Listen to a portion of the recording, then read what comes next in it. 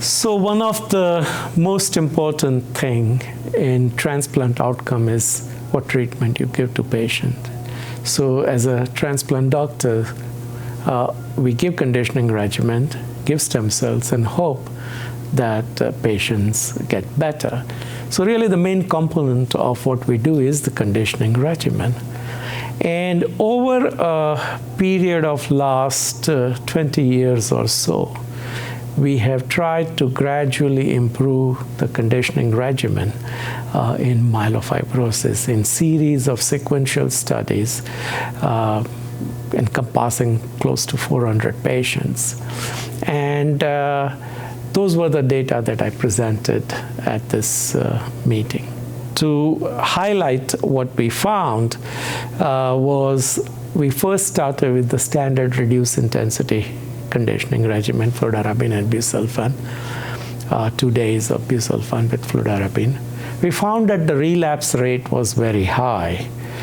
Next, we went on to increase the intensity of busulfan to 3/4 of the myeloablative dose, or area under the curve 16,000 of busulfan exposure. Area under the curve 20,000 is the myeloablative dose. So we gave 3/4 of the myeloablative dose and saw that the relapse rate came down from more than 50% to around 25-30% without increase in non-relapse mortality. So that was the first iteration. This study we started in 2005. As a next iteration, we started a very simple idea.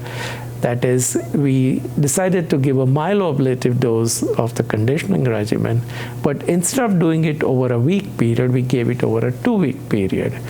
And we showed in this that we can do that.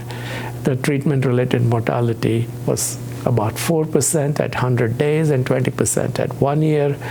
And by this maneuver, or by this simple way of giving busulfan, we could give myeloablative dose of AUC, or area under the curve 20,000, to patients as old as 75.